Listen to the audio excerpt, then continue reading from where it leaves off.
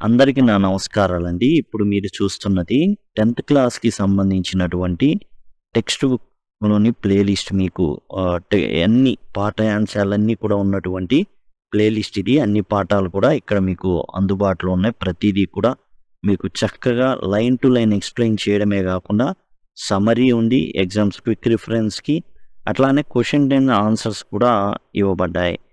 అలానే ఇదే విధంగా సప్లిమెంటరీ రీడర్‌కి కూడా ప్లేలిస్ట్ ఉంది. ఇవన్నీ కూడా మీకు డిస్క్రిప్షన్‌లో అందజేయబడతాయి. లేదా సింపుల్‌గా మీరు లింక్ అని గనక అడిగినట్లయితే మీరు గనక లింక్ అని గనక LINK అని గనక కామెంట్ సెక్షన్‌లో అడిగినట్లయితే ఖచ్చితంగా ఆ ప్లేలిస్ట్ లింక్స్‌ని నేను మీకు ప్రొవైడ్ చేయడం జరుగుతుంది. ఇప్పుడు మనం సప్లిమెంటరీ రీడర్‌లోని భోలి అనే పాఠ్యాంశం యొక్క సమ్మరీ చూస్తున్నాం. భోలి అంటే ఏంటంటే యాక్చువల్గా సింపుల్టన్, మందమతి అని అర్థం, లేకపోతే దద్దమ్మ అంటాం కదా, అది దాని అర్థం అనమాట. ఇక్కడ భోలి అనే అమ్మాయి ఎవరు అంటే సులేఖ. సులేఖ అనే అమ్మాయిని మందమతిగా పిలుస్తూ ఉంటారనమాట. ఇక్కడ రామ్లాల్ అనేటటువంటి వ్యక్తి ఉన్నాడు. ఆ రామ్లాల్ అనే వ్యక్తికి టోటల్గా ఏంటంటే 7 సంతానం. ఈ 7లో చివరి అమ్మాయి సులేఖ అనమాట. ఈమె మరి మందమతి లేదా దద్దమ్మ అని పిలువబడ్డానికి గల కారణాలు ఏంటంటే ఈమె 10 నెలల వయసులో ఉన్నప్పుడు మంచం మీద నుంచి కింద పడింది. దాంతో తలకి దెబ్బ తగిలింది. మెదడు కొంచెం దెబ్బతిని ఉండొచ్చు. దానివలన కలిగినటువంటి దుష్ఫలితాలు ఏంటంటే నత్తిలాగా మాట్లాడడం.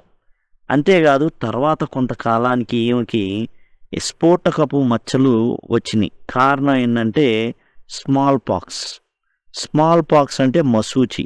యాక్చువల్గా ఇప్పుడు చిన్నపిల్లలకి ఈ యొక్క మసూచి టీకా అనేది ముందుగానే ఇవ్వడం జరుగుతుంది.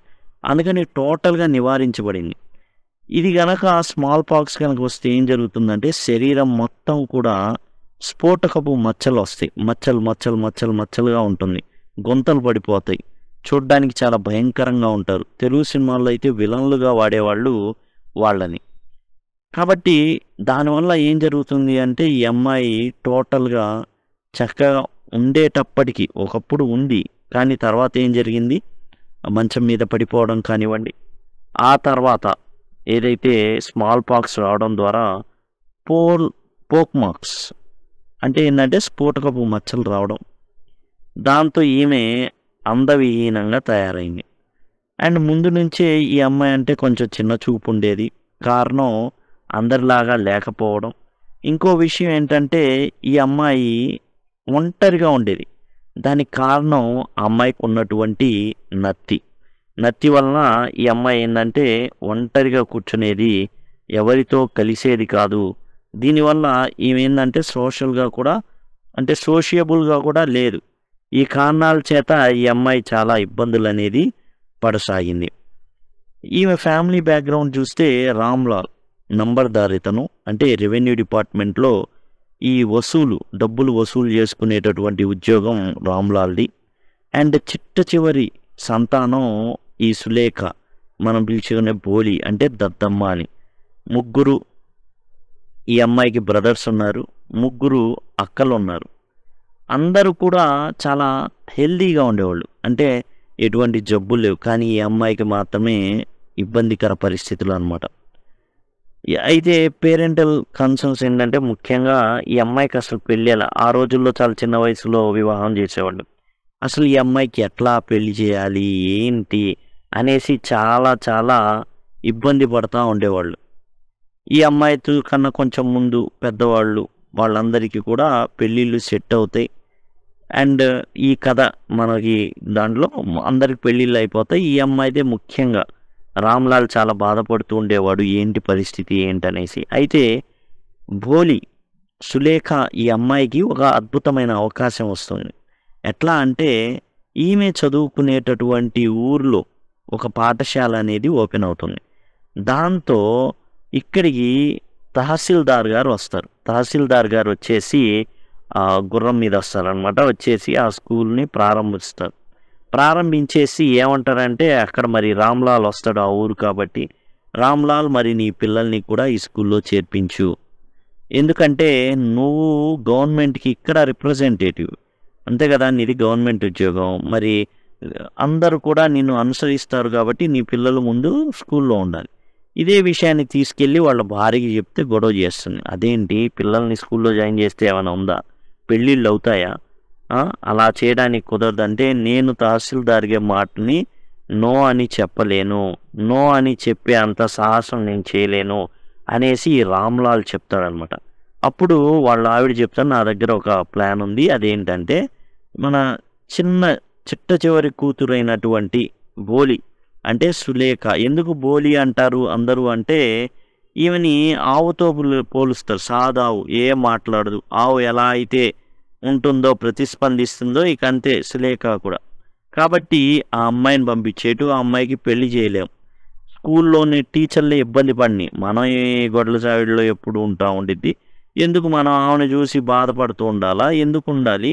స్కూల్కి పంపిస్తే ఆ టీచర్లే ఆ అమ్మాయి బాధ ఏదో పడతారు వాళ్ళు అనేసి చెప్తుందనమాట. వాళ్ళ కూతురు చంప ఇలాంటి ఎవరైతే అమ్మాయో పెళ్లి చేసేస్తూ ఉంటారనమాట ఒకళ్ళ తర్వాత ఒకళ్ళు. ఇక ఈ అమ్మాయి ఏంటంటే బయటికి వెళ్ళడానికి ససేమిరా అంటుంది. కారణం వీళ్ళ ఇంట్లో ఉండేటటువంటి ఒక ఆవుని కూడా లక్ష్మి ఆ ఆవును బయటికి తీసుకెళ్తారు, మళ్ళీ రాదన్నమాట. కాబట్టి ఈ అమ్మాయిని కూడా అట్లానే ఆవును అమ్మేసినట్టు అమ్మేస్తారేమోనని భయపడుతుంది. అయితే ఏం చేస్తారంటే ఈ అమ్మాయి వాలకం చాలా దరిద్రంగా ఉంటుంది. మంచి దుస్తులు ఎప్పుడు ఇవ్వాల, అందరూ వాడి పడేసినటువంటి వస్తువుల్ని ఈ అమ్మాయికి ఇచ్చేవాళ్ళు అనమాట. దాంతో ఈ అమ్మాయి పెద్ద చక్కగా కూడా ఉండదు. కారణం ఏంటంటే మొహం అంతా కూడా ఆ యొక్క మచ్చలు ఉండేవి, ఆ రకంగా ఉండేది. అంతే మాట్లాడితే ఏం జరిగేదంటే నత్తిగా మాట్లాడేది. దాంతో అందరు నవ్వేవాళ్ళు. ఇలాంటి పరిస్థితుల్లో ఈ అమ్మాయి కూడా అందవికారంగా అందవిహీనంగా అట్లానే ఉండేది. సోషబుల్ కాదు కదా.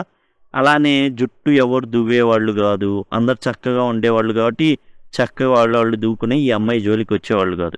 ఆ తల కూడా ఎట్లా ఉండిద్దంటే ఎండిపోయి కరుసుకుపోయి ఉండేది. ఇప్పుడు ఈ అమ్మాయికి కొంచెం ఉన్న వాటిలో మంచి గుడ్లు వేయడం, ఆ తర్వాత నూనె పూయడం, తల సరిగా జడ వేయడం, ఇలాంటివి చూసిన తర్వాత ఏంటంటే I'm going to the better place, అంటే మంచి ప్లేస్కి నేను వెళ్ళబోతున్నాను అనే విషయం సులేఖకు అర్థమవుతుంది.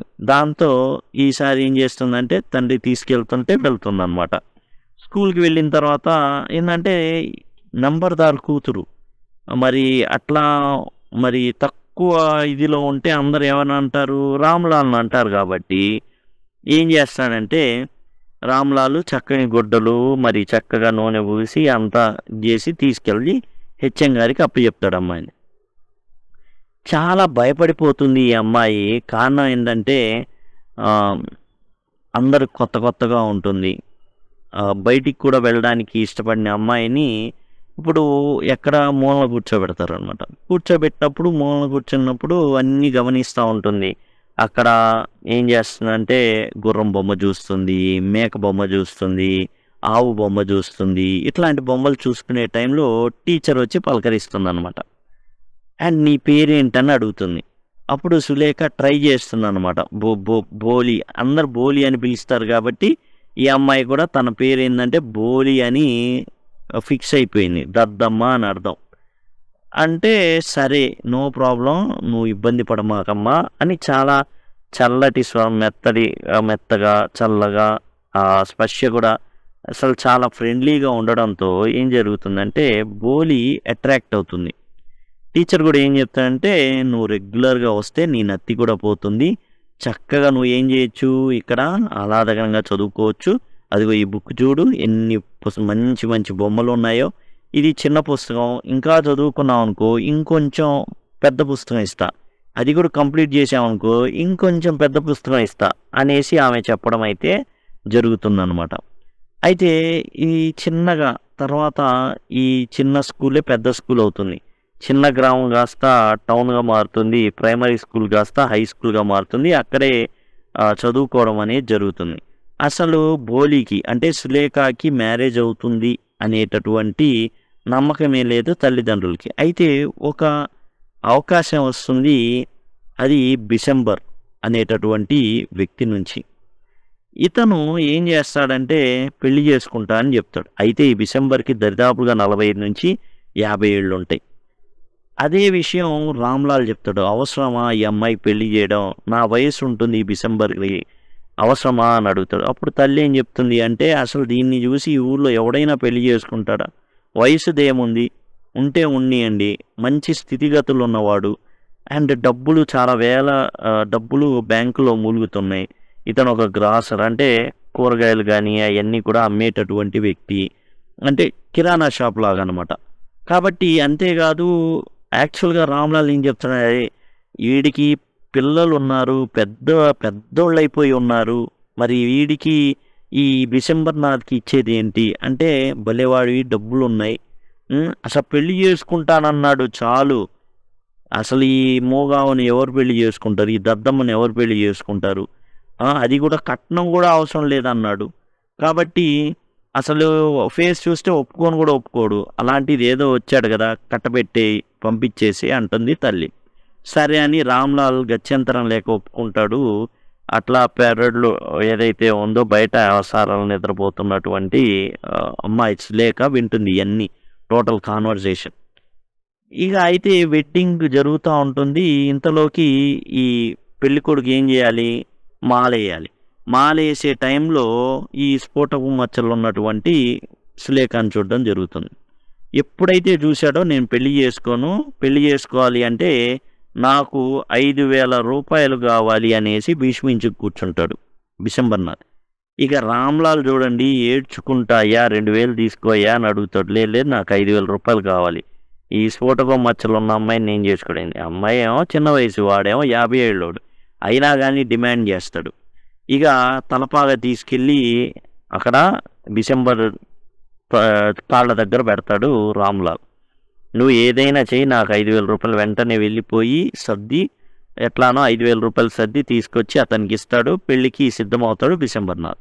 అయితే ఇప్పుడు బోలి ఎవరైతే సులేఖ ఉందో ఈసారి ఆ యొక్క చెంగుని అట్లా పైకన్నప్పుడు కళ్ళు తీక్షణంగా అతని వైపు చూస్తుంటాయి. నువ్వు నన్ను పెళ్లి చేసుకునేదేంది? అసలు నీలాంటోడిని నేను పెళ్లి చేసుకోవడం ఏందనేసి ఏమాత్రం కూడా నాకు ఈ పెళ్లి అవసరం లేదు, నువ్వు నన్ను కట్టుకోవాల్సిన అవసరం లేదని తేల్చి చెప్పేసిద్ది పోరా నువ్వు అనేసి. దీంతో అరే వద్దులే పోరా అనేసి అందరూ అనుకొని వెళ్ళిపోతారు. ఎందుకు ఈ మ్యారేజీ? అమ్మాయి కూడా వద్దంటుంది. అసలు ఈ అమ్మాయిని ఎవరు పెళ్లి చేసుకుంటారు? అసలు వద్దు, వెళ్ళిపోదాం అనేసి ఇక అందరు బయలుదేరిపోతారు. రామ్‌లాల్ చాలా బాధపడుతూ ఉంటాడు. ఎట్లాగమ్మా పెళ్లి చేసుకోకపోతే ఒక అయ్య చేతిలో పెడితే పోయేది అనుకున్నాను, కాబట్టి ఈ డెసిషన్ తీసుకున్నాను నేను. అంటే భలేవాడు నాన్న, వృద్ధాప్యంలో మిమ్మల్ని ఇద్దరిని జాగ్రత్తగా చూసుకుంటాను. బడి ఉంది, నేను చదువుకున్న బడి, అదే బడిలో పాఠాలు చెప్తాను, నా గురించి వరి అవ్వద్దు అనేసి చెప్పడం జరుగుతుందన్నమాట. ఆ విధంగా చెప్పి ఓదారుస్తుంది బోలి అలియాస్ సులేఖ. స్టోరీ మోరల్ ఏంటంటే పిల్లలకి మనం ఏంటంటే ప్రాపర్ సపోర్ట్ గాను ఎమోషనల్ సెక్యూరిటీ అనేది అందించాలి. ఎవరు కూడా 100% పర్ఫెక్ట్ పర్సన్స్ అన్ని కుటుంబాల్లో ఉండరు. ఏదో ఒక చిన్న లోపమో ఏదో ఒకటి ఉన్నప్పుడు ఏం చేయాలి అంటే మనం ఎమోషనల్ సపోర్ట్ని, ఎమోషనల్ సెక్యూరిటీని వారికి కలగజేస్తే వాళ్ళకు వాళ్ళు నిలబడతారు. ఇక్కడ బోలి యాక్చువల్గా స్టామరింగ్ నత్తుంది. అయితే ఈ కాన్వర్జేషన్ మొత్తం పెళ్ళప్పుడు జరుగుతుంది చూసారా, ఆ కాన్వర్జేషన్లో ఎక్కడగా నత్తి మాటలు రావు. ఊళ్ళో వాళ్ళందరూ తిడతాడు, సిగ్గులేంది ఇది, పెళ్లి చేసుకోకపోతే అదేదో పెద్ద నేరం, పెళ్లి చేసుకోకపోవడం అనేది మహా గొప్ప నేరంగా అందరు తిడతారు. సిగ్గులేంది ఇది, చూడు ఎట్టా మాట్లాడుతుందో అనేసి. ఎట్టా మాట్లాడుతుందంటే నత్తి లేకుండా మాట్లాడుతుంది. ఆ విషయాన్ని గమనించరు. ఆ విషయాన్ని గమనించే ఏకైక వ్యక్తి మూలన నించుని ఉన్నటువంటి టీచర్. సులేఖ నత్తి మాటలతో ఒక మూలన స్కూల్లో కూర్చొని, తరగతి గదిలో మూలన కూర్చొని ఉంది. ఆ టీచర్ తాను ఎక్కడైతే నిలబడి ఉందో టీచర్ ప్లేస్లో ఆమె మూలన ఉన్నటువంటి సులేఖని ఏం చేసింది అంటే బోలీని తీర్చిదిద్దింది. ఇప్పుడు అదే టీచర్ గారు ఒక మూలన నిలబడి ఈ పెద్ద తతంగం మొత్తాన్ని చూస్తూ ఉంటారనమాట. కాబట్టి అంటే ఏంటంటే ఇక్కడ చెప్పిద్ది అనమాట. తర్వాత టీచర్ గారు వస్తే నేను చేసింది కరెక్టేనా టీచర్ అని అడుగుతుంది. ముమ్మాటికి కరెక్టేనమ్మా నువ్వు చేసింది. ఇలాంటి వ్యక్తులు ఎవరైతే ఉన్నారో ఇలాంటి వ్యక్తులకి మనం ఏదో బెండ్ అవ్వాల్సిన అవసరం అయితే లేదు, నువ్వు మంచి పనే చేసావు అనేసి తాను ఏదైతే ఎదిగేటట్టు చేసిన మొక్క ఏదైతే ఉందో పెంచిన మొక్క ఇంత గొప్పగా అయిందే అనేసి టీచర్ గర్వపడతారు అన్నమాట. ఇది టోటల్గా బోలి యొక్క కథ.